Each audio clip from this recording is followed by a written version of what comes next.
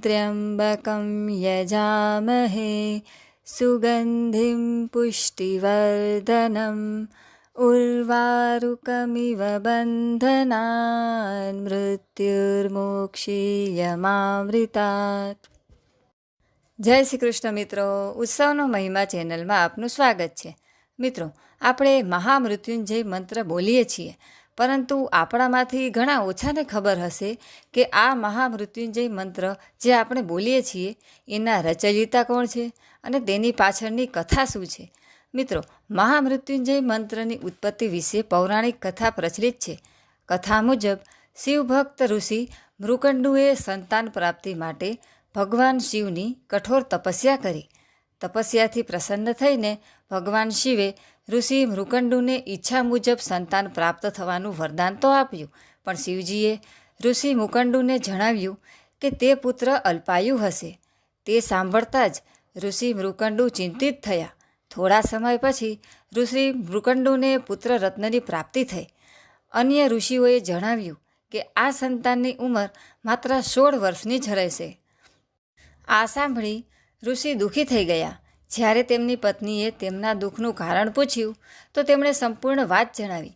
ત્યારે તેમની પત્નીએ કહ્યું કે જો શિવજીની કૃપા થશે તો આ વિધાન પણ ટળી જશે। ઋષિએ પોતાના પુત્રનું નામ માર્કંડેય રાખ્યું અને તેને શિવ મંત્ર પણ આપ્યો। માર્કંડેય શિવ ભક્તિમાં લીન રહેતા। જ્યારે સમય નજીક આવ્યો ત્યારે ઋષિ મૃકંડુએ પુત્ર માર્કંડેયને તેના અલ્પાયુની વાત જણાવી। સાથે જ તેમણે એ આશ્વાસન પણ આપ્યું કે જો શિવજી ઈચ્છે તો તે ટળી જશે। માતા પિતાનું દુઃખ દૂર કરવા માટે માર્કંડેયે શિવજી પાસે દીર્ઘાયુનું વરદાન પ્રાપ્ત કરવા માટે શિવજીની આરાધના શરૂ કરી દીધી। માર્કંડેયે દીર્ઘાયુ વરદાનની પ્રાપ્તિ માટે શિવજીની આરાધના કરવા માટે મહામૃત્યુંજય મંત્રની રચના કરી અને શિવ મંદિરમાં બેસીને તેઓ અખંડ જાપ કરવા લાગ્યા। સમય પૂરો થયા પછી માર્કંડેયના પ્રાણ લેવા માટે યમદૂત આવ્યા, પણ તેમને શિવની તપસ્યામાં લીન જોઈ અને તે યમરાજ પાસે પાછા જતા રહ્યા અને સંપૂર્ણ વાત જણાવી।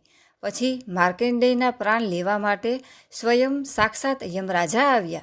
યમરાજાએ જ્યારે પોતાનો પાસ જ્યારે માર્કંડેય ઉપર ફેંક્યો તો બાળક માર્કંડેય શિવલિંગને ભેટી પડ્યા।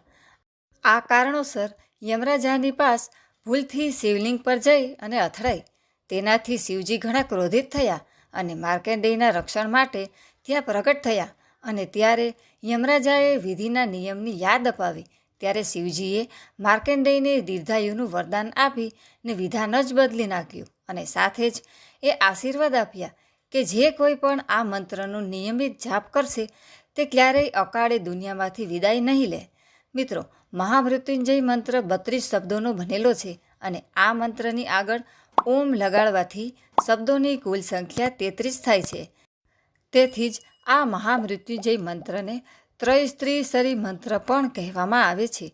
મહામૃત્યુંજય મંત્રનો 108 વાર જાપ કરવાનું હિન્દુ ધર્મમાં ઘણું જ મહત્ત્વ છે।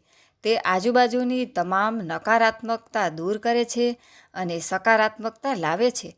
તો મિત્રો, આજના વિડીયોમાં આપણે મહામૃત્યુંજય મંત્રની રચના કોણે કરી હતી અને તેની પાછળની જે કથા છે તે સાંભળી। આશા છે વિડીયો પસંદ આવ્યો હશે। વિડીયો પસંદ આવ્યો હોય તો તેને લાઇક, શેર તથા સબસ્ક્રાઈબ જરૂરથી કરજો। બોલો ભોળાનાથની જય અને સર્વે ભક્તોને મારા જય શ્રી કૃષ્ણ।